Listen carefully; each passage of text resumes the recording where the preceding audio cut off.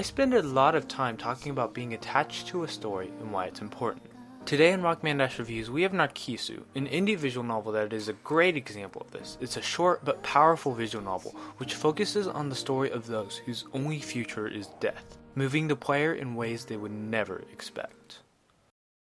Narkisu follows the residents of the 7th floor, a floor dedicated to those with terminal illness, those that know they will die but are typically unhappy with the situation that they are placed in. It's not a question about if they will die, but when they will die and how they will die. There is no hope for these characters, yet they manage to make something out of it, and the way that this game executes that, with its limited display of information and the way it recklessly marches forward through its story, focusing on one thing, is brilliant. It's well-paced, engaging, and it was a story I was deeply attached to. It's a story that presents its information in a way that gets you to think, making you ask questions that you would typically never even think of. It's a story that knows what it wants to do and executes that ambition with a passion.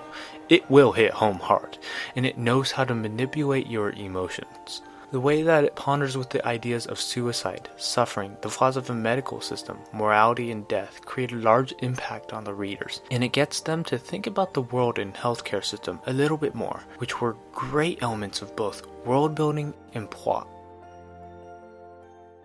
Narkisu is composed of two stories, Narkisu First and Narkisu Second.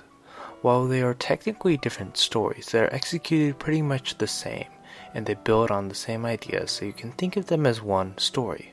But I'll talk about the differences, which is mainly perspective and what actually happens.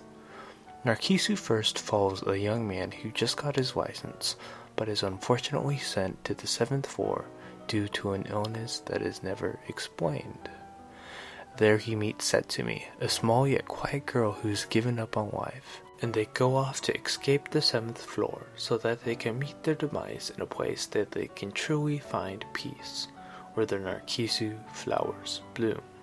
It's an interesting yet moving romance, one that takes the situation and makes your attachment that much more. Narkisu Second is a prequel, but it also serves to explain points that were glossed over from Narkisu First. It follows said Setsumi as she watches her senpai Himeko, who deals with her own issues that come with being on the 7th floor, waiting to her demise. Himeko is an interesting character, trying to help Setsumi and be optimistic, yet acknowledging her fate and reflecting on her life. The relationship between Himeko and Setsumi was deeply interesting, having a dynamic that Narkisu First's relationship did not have, a balance between the past and the future, while the first hinges more on romance and mystery. At this point of the story, Setsumi isn't in the 7th floor yet, but the ominous looming feeling is always prevalent, and seeing the interactions with her family make it that much more painful. Both of these games have great relationships and interesting characters that make it that much harder to bear, both building on the themes they have and making it very solid. It's that steadfast and powerful narrative coming to play, piling on itself and creating an exhilarating ride. This pileup continues up until the endings, both creating endings so amazing and emotional that they truly leave an impact on you, using your attachment to its fullest potential. I won't discuss any more about the actual ending because they're really great endings and I don't want to spoil it, but I want you to know that they're really great, well-written endings. On that vein, Narkisu is just well-written in general. The story was moving, emotional, atmospheric, and on and on and on. It's truly a sight to behold. Its presentation can be best described as experimental and minimalistic. By showing less, they show more. And because of this presentation, it bounds the experience to the story in a way that other visual novels can only dream of. It's rare to find a game like this where the visuals are not of the utmost importance, instead providing support to other things. Narkisu is not a visual experience, as it only shows you a small window into the world, a strip of the screen. It puts you into the shoes of the main characters who have only looked out of a window to the world for a large portion of their life. And this game has a very minimal presentation. If you relied only on the visuals, you would only know the bare essentials of the world. Instead of showing you the scenes, the visuals serve more as an emotional backdrop, enabling the person to see the emotion and atmosphere more so than the actual scene itself. The minimal presentation enables Narkisu to tell you a story via very different methods. That being said, the soundtrack is still a soundtrack and it does everything an amazing soundtrack would do. It's really beautiful.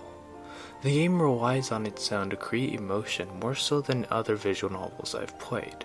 The haunting, mellow yet grim tracks that lace the soundtrack are beautiful, and just listening to them will get you in the mood. The near perfect utilization of them, hitting you hard when it needs to, and manipulating it to feel what the writers intended you to feel was just fantastic. I'm seriously impressed. It's a fantastic soundtrack that I listen to over and over again after playing through this game. That being said, if I had one gripe with the sound, it would be that the game has technical issues, and it ends abruptly at points where it really should have just faded away. It's worth mentioning out, but it doesn't really have that much impact on your experience. Keeping the aspects of presentation in mind, you can see how the presentation supports the story. They show the emotion, helping to put you into the viewpoint of the main characters themselves, reinforcing that feeling of attachment. The sound creates an amazing atmosphere that plays with the themes while doing amazing world building and moving you along with the tone of the story. It's a perfect blend of story and assets, and it makes for a great experience where you are hooked into the story, and hooked I was. Starting the game up at 10 PM, then looking at the clock and seeing that it's suddenly 3 in the morning is a feeling that I love, and this one nails that. It was a thrilling, intriguing, and entertaining experience that I could not help but love and be deeply engaged with it. Narkisu is a wonderful and captivating experience that is unlike any visual novel out there. It's written well, its presentation is unlike anything else, and it's really just a great ride. Seriously, what are you still doing watching this video?